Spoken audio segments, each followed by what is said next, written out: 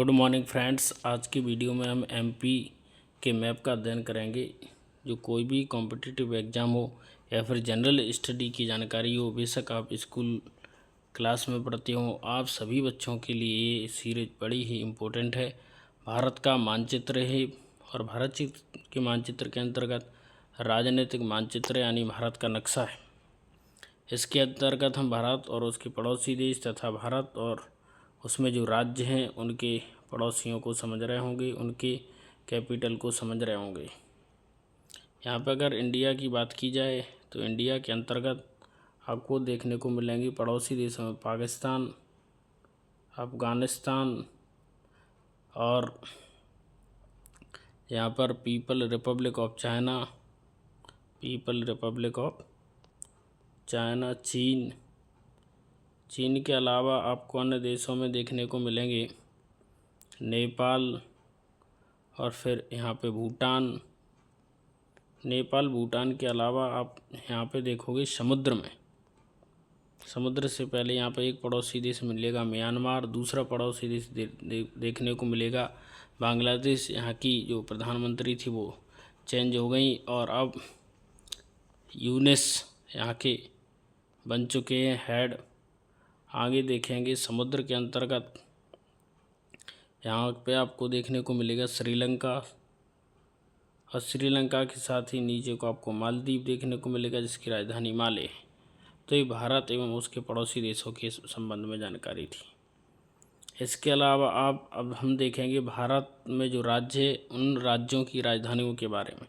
तो लद्दाख की कैपिटल है लेह। इसके अलावा हम देखेंगे जम्मू कश्मीर, इसकी कैपिटल है श्रीनगर।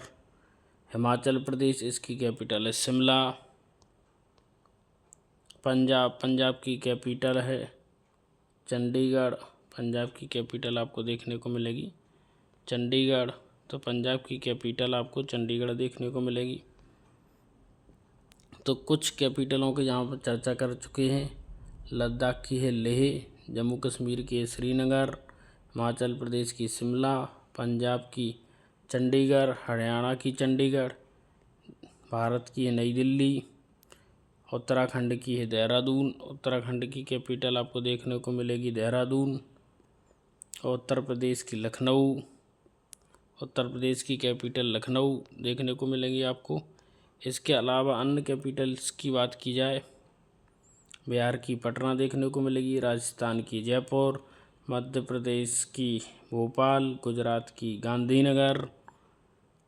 अब पश्चिम बंगाल की कैपिटल कोलकाता देखने को मिलेगी, झारखंड की रांची, छत्तीसगढ़ की रायपुर, उड़ीसा की भुवनेश्वर और दादर एवं नगर हवेली दमन दीव की कैपिटल यानी केंद्र शासित प्रदेशों की हम अलग से चर्चा करेंगे यहाँ पे। अब नॉर्थ ईस्ट के राज्यों को यहाँ पे देखेंगे। नॉर्थ ईस्ट के राज्यों में अगर बात की जाए अरुणाचल प्रदेश, तो अरुणाचल प्रदेश की कैपिटल आपको देखने को मिलेगी ईटानगर। असम की कैपिटल देखने को मिलेगी दिसपुर। मेघालय की कैपिटल देखने को मिलेगी शिलोंग। नागालैंड की कोहिमा और मणिपुर की इम्फाल, मिजोरम की आइजोल। ये नॉर्थ ईस्ट के सभी राज्यों की कैपिटल आपको देखने को मिल गई। अब हम देखेंगे साउथ इंडिया को। साउथ इंडिया में कौन सी कैपिटल कहाँ है वो हम इस मैप के माध्यम से देख रहे होंगे। साउथ इंडिया के अंतर्गत अगर हम देखें तो हमें महाराष्ट्र की कैपिटल देखने को मिलेगी मुंबई। तेलंगाना की कैपिटल देखने को मिली हैदराबाद। आंध्र प्रदेश की अमरावती, कर्नाटक की बेंगलुरु, तमिलनाडु की चेन्नई, केरल की तिरुवनंतपुरम। तो ये राज्यों की कैपिटल थी। अब हम चर्चा करेंगे केंद्र शासित प्रदेशों की। केंद्र शासित प्रदेशों में देखेंगे गोवा रह गया यहाँ पे, तो गोवा एक छोटा सा राज्य था, ध्यान ही नहीं रहा इसका, गोवा की ये पणजी। अब हम केंद्र शासित प्रदेशों की बात करेंगे जिसमें हम लद्दाख और जम्मू कश्मीर दो केंद्र शासित प्रदेशों की पहले ही चर्चा कर चुके हैं। लद्दाख की लेह, जम्मू कश्मीर की श्रीनगर।